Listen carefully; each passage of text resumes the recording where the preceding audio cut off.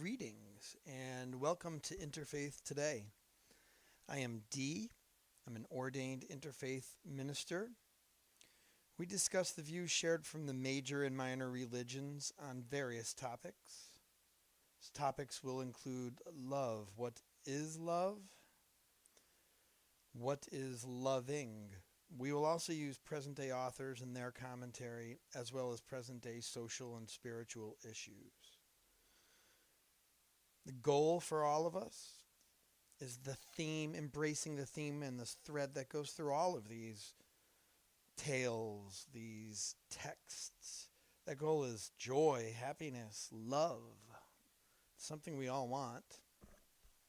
How to be in love. That's the title of this podcast. How to sit in love. Not be in love like, oh, I love you. Oh, I'm dating someone. Oh, I'm married. Not falling in love. How to sit in love. How to be love. How to eventually bathe in love. How to feel it to your core and show it to others. Embracing the love that is the divine light, the sun, Buddha, whatever great name you want to call it. It's all the same. Muhammad, Vishnu, Jesus, God, whatever that great power that connects us all. More than 90% of the people in this world claim to believe in some sort of organized or semi-organized belief in a higher collective and connective power.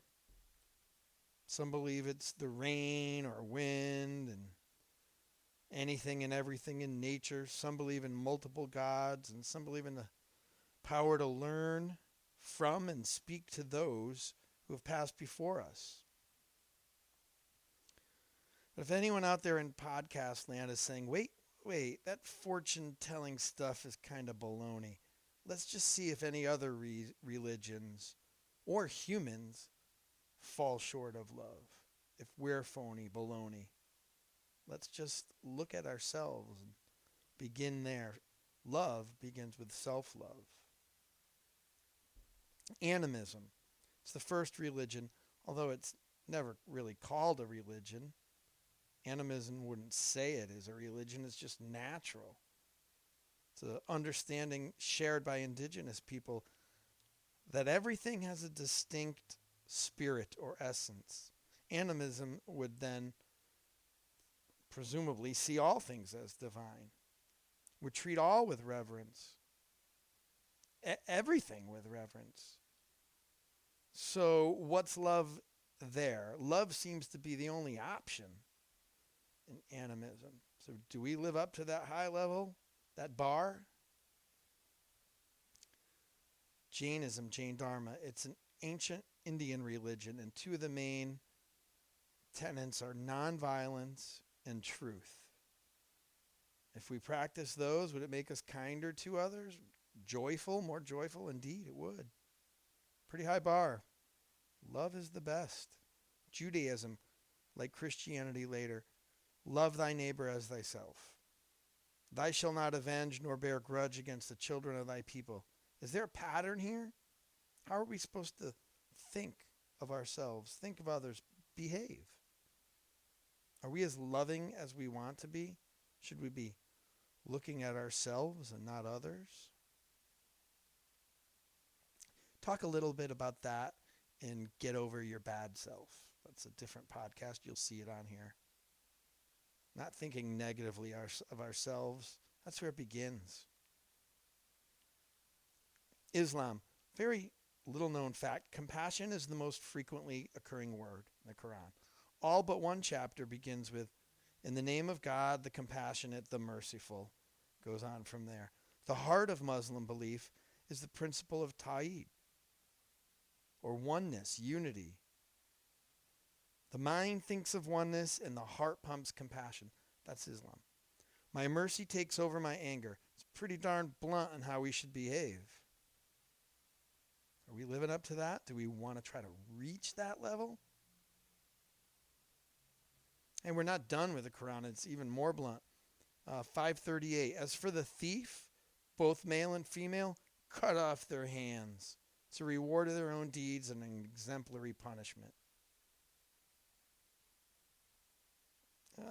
Present-day Islam does not believe that's sage advice. Most see it as an analogy for justice. But it does show two things. One,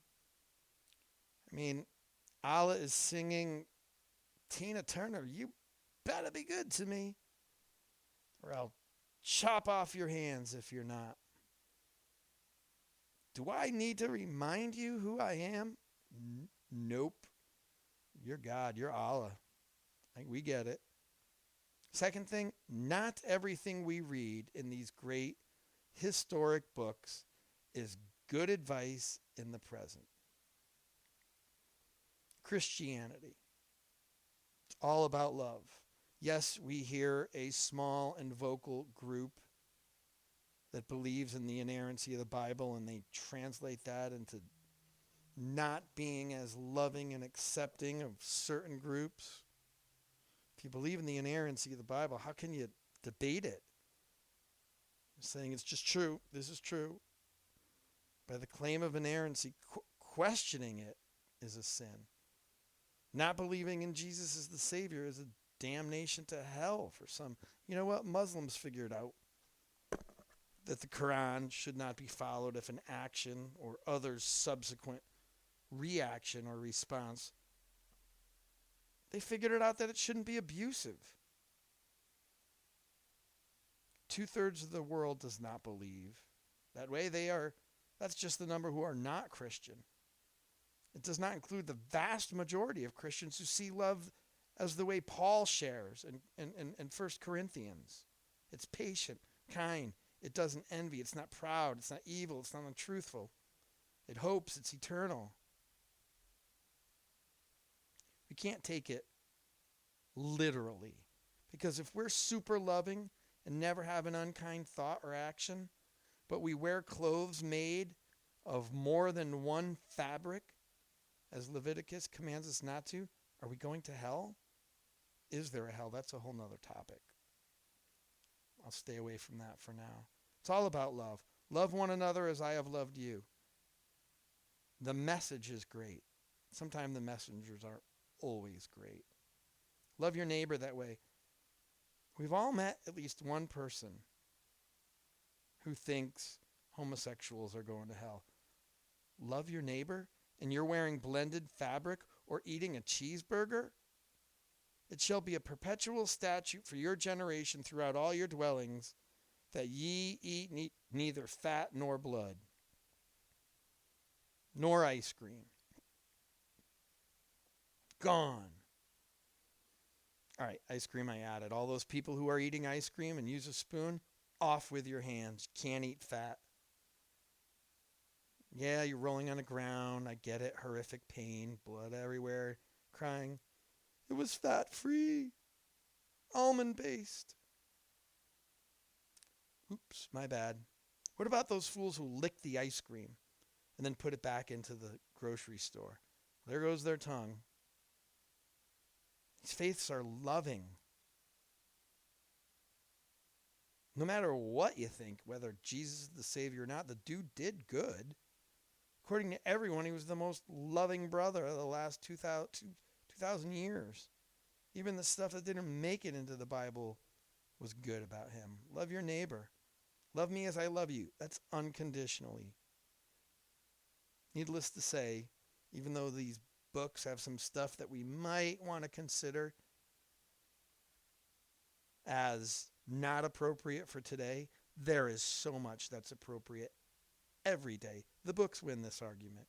Their standard of love is higher than any standards I know, or you know. Why is it so hard then to love ourselves? No one in our circles is likely more loving than we are. We're all about the same. Being loving is hard if we're not around loving people. First, we have to figure out that what we're doing was not loving. We have to figure out that we're being harsh to ourselves and others. We have to forgive ourselves and be loving, even to those who mean to do us harm. So we fail sometimes. If we claim to be part of a loving faith, shouldn't we act in love most of the time? If you're a Girl Scout, isn't it safe to say that you're going to sell yummy cookies? So if you claim to follow any faith, Isn't it safe to say you're going to act lovingly? But we don't always. The more our actions are not loving, the more we risk being not loving to people. Even though we have divine breath, divine wind, divine blood, divine DNA in us, we also have the free will to choose to be not loving. Not loving isn't just the occasional rudeness, it's regularly rude. It's regularly selfish. It's demeaning, aggressive. We get it. And it's like a scale. We can all tolerate a certain amount of not love, but if that percentage rises too much, most of these faiths would say, hey, that ain't cool. That ain't cool. We all have the choice to turn around. We have the choice to be nice or not, love our enemies or not. We can believe there's no enemy. Forgiving ourselves is the hard part. Are we reaching that high threshold, what they talk about, these faiths talk about? Of course not. We can't let that be too daunting. We just have to start on the road. Love ourselves, not worry about what other people have done. Some of us, including myself, have done so much stuff that's not loving that it's hard to forgive ourselves. It's brutal.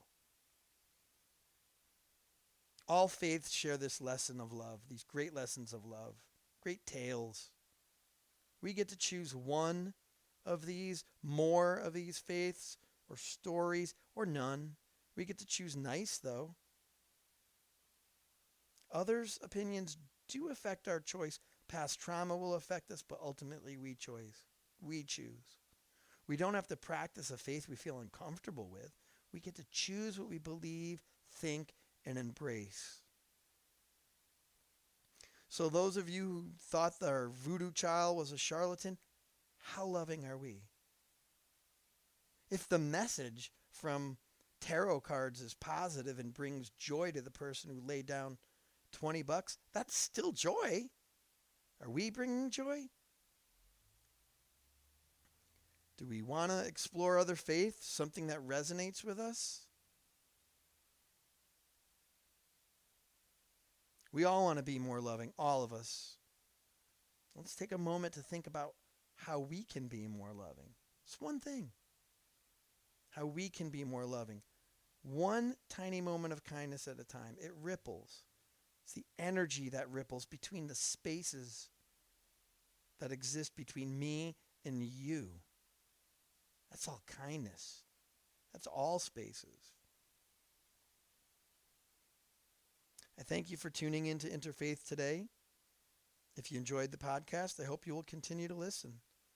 Send me some topic suggestions. Again, I'm Dee, and may we all tune a tiny bit more into love.